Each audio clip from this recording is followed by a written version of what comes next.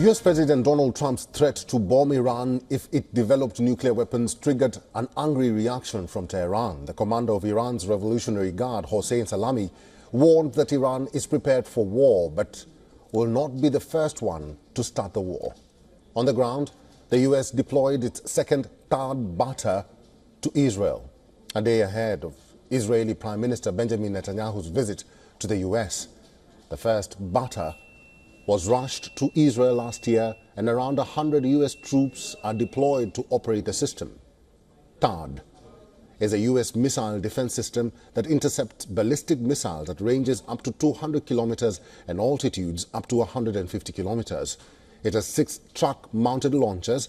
It uses hit-to-kill technology for precision, explosive-free impact, backed by powerful X-band radar with 1,000 kilometers range.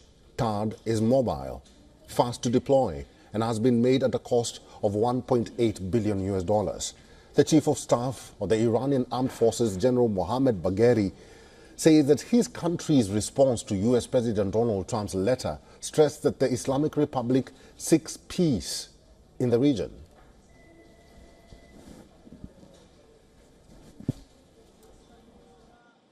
How do you feel, Mr. Trump? How do you feel? We stated in the letter that we would respond to any threat with all our might, but we are not warmongers and have no intention of starting a war. The letter also stated that we seek peace in the region. The commander-in-chief of the Revolutionary Guard said Iran is not worried about US threats. He added that Iran is ready for America's psychological operations and military actions and will not back down from a war. Meanwhile, Iran's Foreign Minister Abbas Araghchi rejected direct negotiations with the US and said it is meaningless to negotiate. He also accused the United States of making unnecessary threats and violating the United Nations Charter. The latest developments follow the US president's warning to Iran that it will face military action if it does not agree with the US on nuclear deal.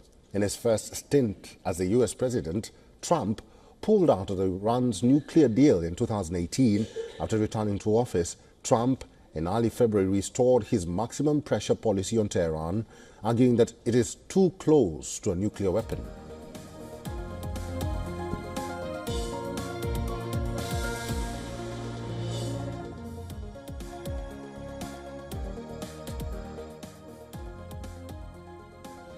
Retired Colonel David B. Desroches is a professor, Near East South Asia Center for Strategic Studies, National Defense University, and former Deputy Director for Peacekeeping in the Office of the Secretary of Defense. Is now joining us live on this broadcast.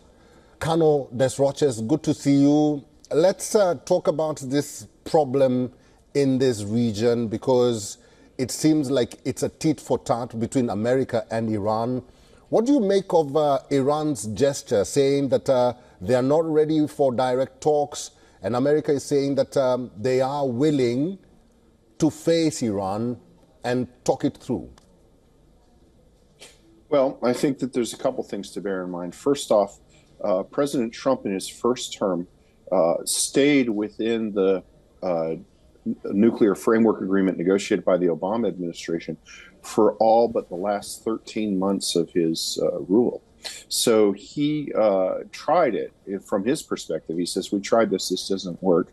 He wants to go and renegotiate a deal that doesn't just deal with the nuclear portfolio, but also with Iran's Revolutionary Guard, which in the past has deployed a large number of forces to Lebanon, Syria, Yemen, Iraq, and basically taken over those countries. Mm-hmm. What we're seeing from Iran now is, I think, partially directed at the Iranian people, who have seen their most powerful proxy army, Lebanese Hezbollah, destroyed by the Israelis. And they've seen their most important ally, which was the Bashar al-Assad regime in Syria, destroyed. They've also seen an Israeli attack, which destroyed their key air defense system that was their number one defense priority for 15 years, the Russian S-300 air defense system. The Israelis just flew in and destroyed that. Mm-hmm. So I think that a lot of this chest thumping is directed domestically. And I think that the Trump policy is to ratchet up pressure and then hopefully get to a comprehensive agreement with Iran. We'll see if it happens. Colonel Desroches, there are two developments here, and I want us to dissect them, because there is the THAAD battery which has been delivered to Israel, and then there is an ongoing tension between the United States and Yemen. If the United States continues with its airstrikes or strikes against the Houthis in Yemen, and if Iran does not agree with the THAAD being delivered to Israel, what is set to happen next then? Well, a couple things. First off, the United States isn't attacking Yemen, it's attacking the Houthis. The internationally recognized government, which is recognized by everybody except Iran, is fighting the Houthis. Our actions are in support of that government, but they're driven by the Houthis' habit of attacking civilian shipping in the Red Sea, which has basically shut down Red Sea trade. I think that this is in large part also aimed at Iran, since the Houthis are supported broadly by Iran, but they're armed directly by Iran. The Houthis would not have the capability to strike ships in the Red Sea without Iran. And we're seeing some aspect of success here. There have been reports that Iran has ordered its Revolutionary Guard cadre with the Houthis to return to Tehran because they're afraid that they'll get killed. So this needs to be viewed as part of that overall pressure strategy against Iran. The second issue of THAAD, historically in times of crisis, and this goes back to the recapture of Kuwait from Saddam Hussein, the United States has augmented Israeli air defenses, first with Patriot in 1989, now with THAAD. This is the second THAAD battery. What we're seeing is that Israel is facing a threat from high-altitude ballistic missiles.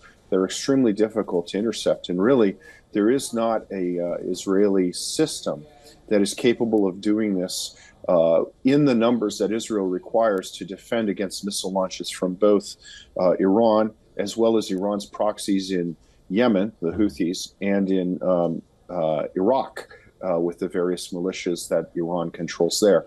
So I think the purpose of this THAAD battery is to allow coverage in a direction that is undefended, and that's probably towards the south, where the Houthis have been launching Iranian missiles at Jerusalem. But that's just my guess for now. All right, we'll have to leave it there. I've been talking to retired Colonel David B. Desroches, who's a professor near East South Asia Center for Strategic Studies, National Defense University. Colonel Desroches, as always, good to have you and talking to you today. It's a pleasure.